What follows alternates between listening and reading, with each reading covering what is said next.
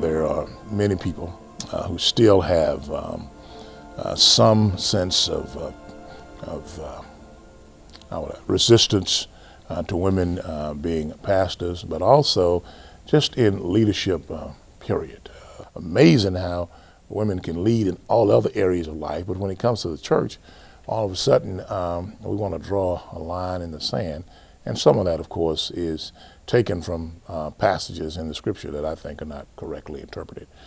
So I've run across that, and I've seen it in many other instances where women were not given the opportunity to lead, but when given the opportunity, have done some very excellent jobs and acquitted themselves very well.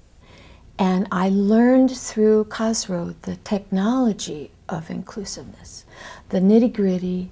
How do we know when it's inclusive? If our gut says it doesn't feel inclusive, CSRW taught me you trust your gut and you find a way to give evidence that it's there. It is, in fact, a most subtle and the most acceptable way of getting people to say, you know, what I'm doing is keeping people out. The way I chair a meeting at General Conference, I'm calling women, you know, Pat, and I'm calling him Dr. Jones, you know, and I'm very subtly discounting women, racial and ethnic persons in central conferences.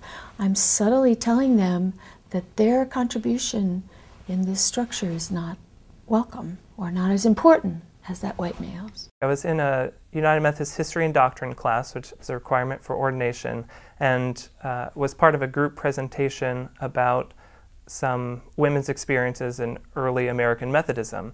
And we were showing some statistics of, I think it was the number of women district superintendents early on when women can first be ordained, and then now, and there wasn't really much significant gain. And somebody asked a question, well, why do you think there aren't more women in leadership? This is kind of shocking.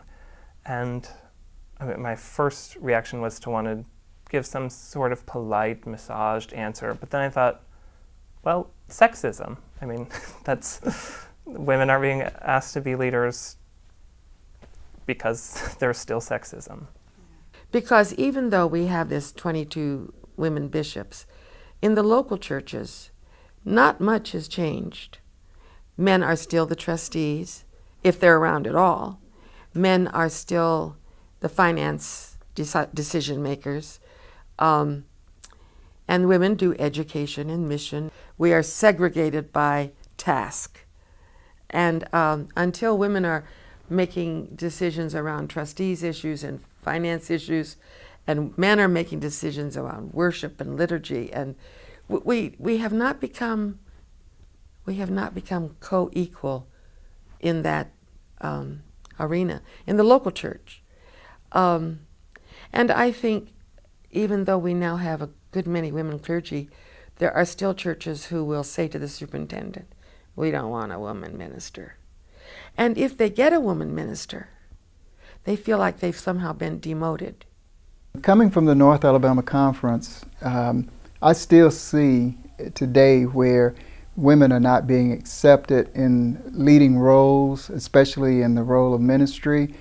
We still have even women themselves that don't approve of women being placed in churches, and especially the what we call the upper churches, that is the ones that really have the money coming in, the money producing churches. And it's something that we need to eliminate.